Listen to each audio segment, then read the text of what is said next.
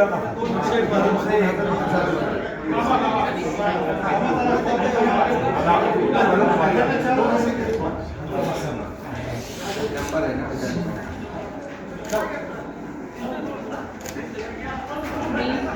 सुनेत्रा अजित पवार 201 बारामती विधानसभा मतदारसंघातील जागा भरण्यासाठी उमेदवार म्हणून नामनिर्देशित झाले असल्याने गांभीर्यपूर्वक प्रतिज्ञा करते की कायद्याद्वारे प्रस्थापित झाले आहे अशा भारताच्या संविधानाबद्दल मी खरी श्रद्धा व निष्ठा बाळगेन आणि भारताची सार्वभौमता व एकात्मता